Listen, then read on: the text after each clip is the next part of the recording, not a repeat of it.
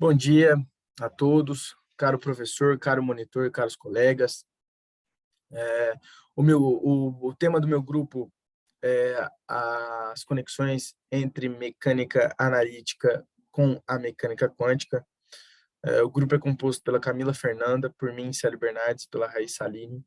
O propósito do nosso trabalho aqui é, primeiramente, dar uma breve introdução sobre a mecânica quântica, né, o surgimento da física quântica, como o Planck conseguiu resolver o problema da catástrofe do ultravioleta e, posteriormente, a gente citar alguns exemplos e exemplificar como que os físicos utilizaram dos conceitos de mecânica clássica como ferramenta para resoluções de problemas na mecânica quântica. Então, falando brevemente, né, dando uma introdução sobre a história da física quântica, né, vamos relembrar aqui que o problema era uma cavidade em equilíbrio termodinâmico, né, ela emitia uma radiância espectral que os físicos procuravam descrever como que era esse comportamento e por que tinha aquele comportamento, né, do espectro da, da radiância. Né? O Planck, com seu artigo sobre a teoria da lei de distribuição de energia do espectro normal, marcou o nascimento da física quântica, porque ele que conseguiu resolver, né, como eu bem falei, a catástrofe do ultravioleta, conseguiu descrever bem os dados experimentais com a teoria quântica. Dito isso, a gente chegou que a radiância total é a integral de zero até infinito entre a radiância em função da frequência, integrando em todas as frequências, nós temos a radiância total. Né, o Planck também introduziu o conceito de quanta de energia, né, que a luz eram vários pacotes de energia, e cada pacote desse, né, tinha uma dada energia definida por Hμ, sendo H a constante de Planck. Né, partindo mais para o nosso para a história da física quântica, né? Posteriormente, em 1905, o Einstein ele também deu a sua contribuição para a mecânica quântica, né, dizendo que a luz ela tinha um comportamento dual. Ora, ela se comportava como onda em determinadas circunstâncias, em outras a luz ela se comportava como partícula, né? O exemplo disso era o efeito fotoelétrico, no qual é, a luz ela seria irradiada sobre uma superfície cheia de elétrons, e esses elétrons eram arrancados imediatamente após a incidência da luz.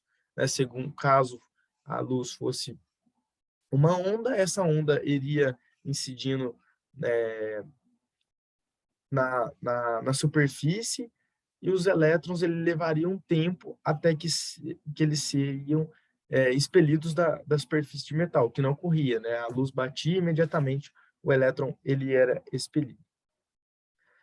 Dito isso, dando uma breve introdução, a gente parte em 1915, 10 anos depois, para o primeiro exemplo que se utiliza da mecânica analítica clássica para, para a descrição da mecânica quântica. Né? O primeiro exemplo que a gente cita aqui é a regra de quantização de Wilson e Sommerfeld. Né? Por conta da intonicidade, um método de quantização mais geral foi desenvolvido. Esse método se resume a resolver equações clássicas e assim como medir as órbitas deferidas e quantificando a variável ação, né, de um sistema. Então, aqui, eles conseguiram determinar o número quântico a partir de uma integral de linha entre o momento PQ integrando em DQ. Isso é igual ao número quântico vezes a constante de Planck. Partindo para um próximo momento, né, utilizamos outro conceito aqui, né, da rotação rígida que a gente vê em mecânica clássica, que se utiliza do momento angular e do momento de inércia. Né, a partir da equação acima que nós acabamos de falar, conseguimos reescrevê-la de outra forma, né? A integral de linha, ela passa a ser uma integral de 0 a 2π dφ, vezes o momento angular p de φ, que é igual ao número quântico vezes a constante de Planck. Dito isso, né, o que o Wilson e o Sommerfeld eles fizeram? Eles escreveram de uma outra maneira, né, chegaram à quantização do momento angular descrita por Bohr e aos seus níveis de energia por meio do momento angular do sistema, né, da partícula. Dito isso, eles chegaram que os níveis de energia condizentes a cada número quântico seria descrito por essa equação aqui, que é igual ao momento ao quadrado do número quântico sobre duas vezes o momento de inércia, ou n ao quadrado h cortado sobre duas vezes o momento de inércia. Esse é o primeiro exemplo. Partindo para o segundo exemplo, né, antes da gente citar as relações desse segundo exemplo, a gente vai falar um pouco, né, sobre a equação de Schrödinger, né, que é a equação que descreve a natureza da partícula como uma onda, né, a equação de onda que descreve a partícula. O Schrödinger, em 1925, né, meados de 1925 e 26, após evidências experimentais na qual descreve a natureza da partícula também sendo ondulatória, ele consegue chegar numa equação de onda para descrever como que a partícula se comportava, né, em um sistema quântico, com uma dada energia e dado um potencial também. Dito isso, a gente pode citar também que existe uma outra conexão bem específica, né, para essa equação aqui, como ferramenta, né, que é a partir das equações de Hamilton que a gente consegue chegar num operador, né? A partir das equações de Hamilton, conhecidas na mecânica clássica, nós conseguimos descrever uma relação para a mecânica quântica, agora considerando operadores gerais no que diz respeito à mecânica ondulatória, né?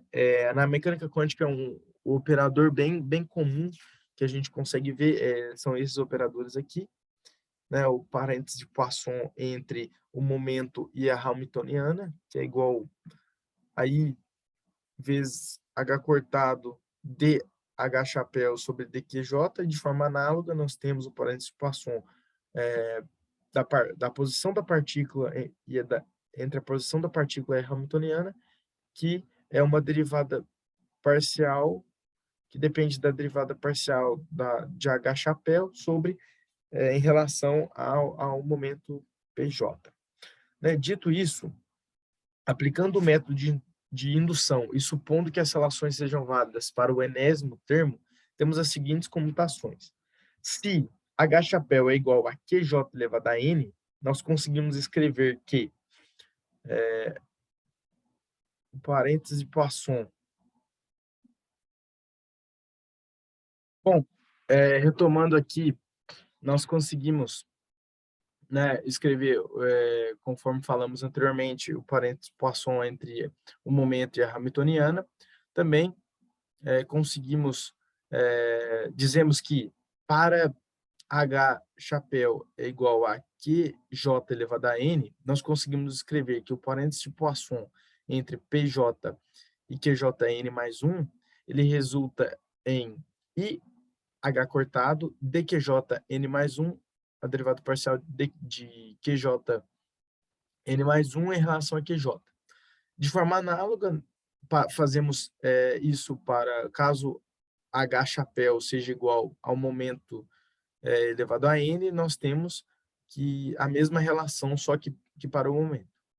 Né? Dito isso, conseguimos combinar que h chapéu é uma constante vezes qj elevado a n, pj elevado a n. Dessa forma, a gente consegue escrever que o parênteses de Poisson entre o momento e a hamiltoniana, ela resulta no operador quântico que a gente utiliza, né, na mecânica quântica, que é esse operador aqui. Então, a gente consegue escrever, a gente consegue chegar pelo parênteses de Poisson entre o momento e a hamiltoniana, a gente consegue chegar, que é menos IH cortado, DH chapéu, DQJ.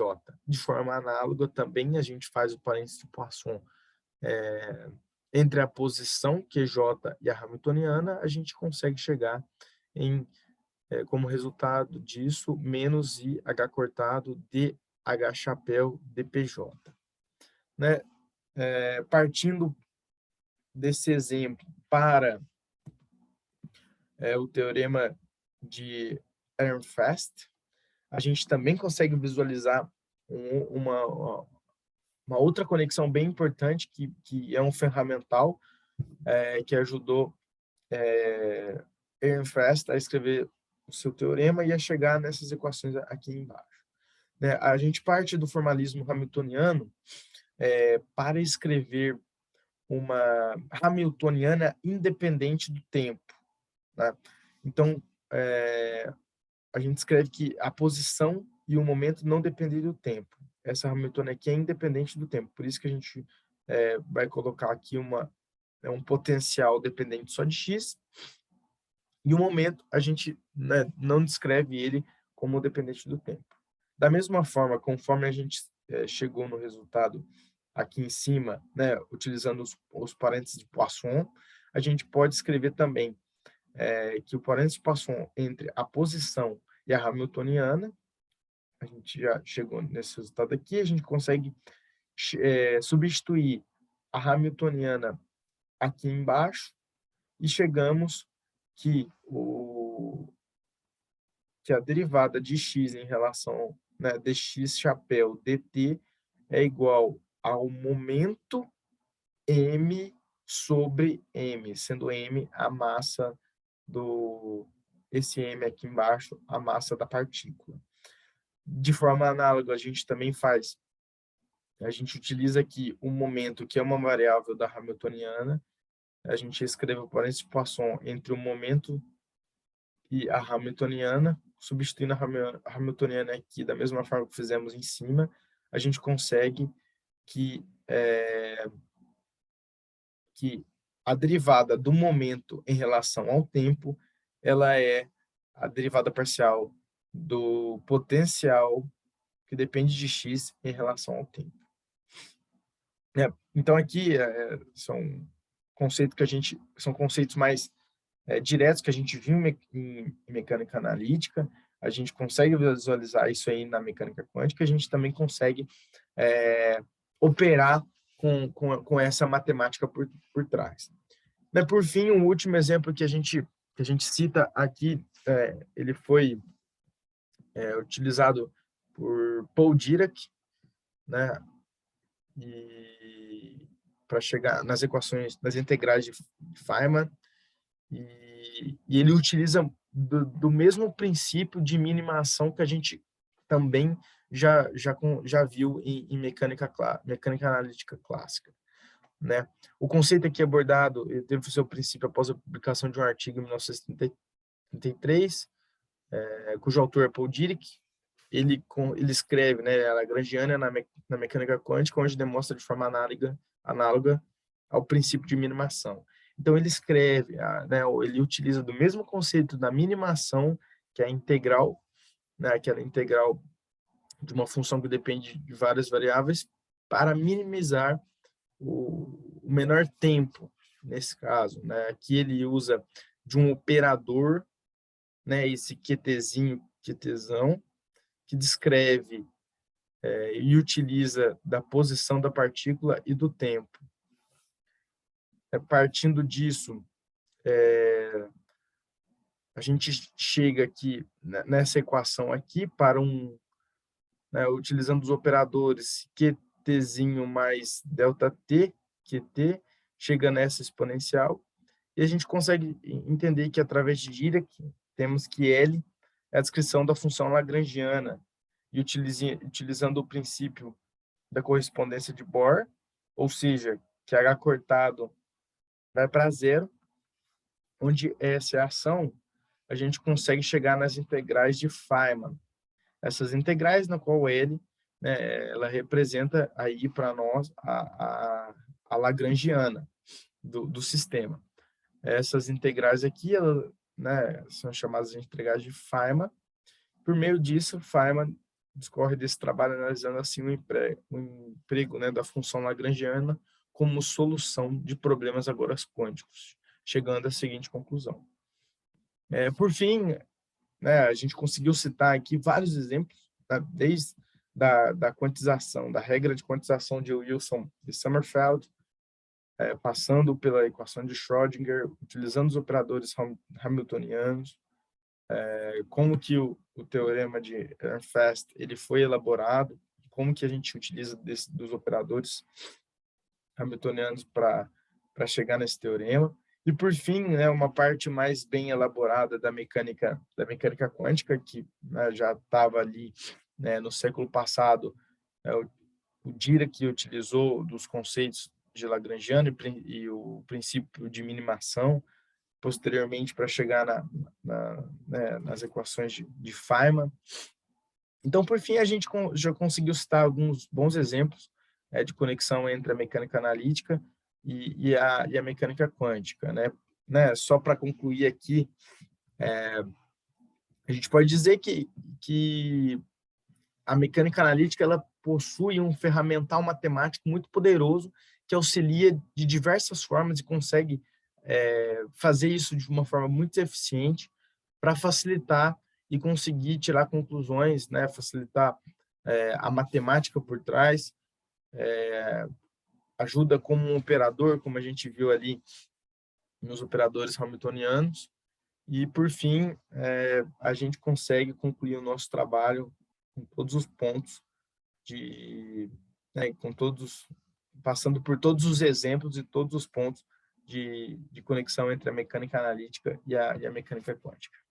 Desde já, muito obrigado. Um bom dia a todos.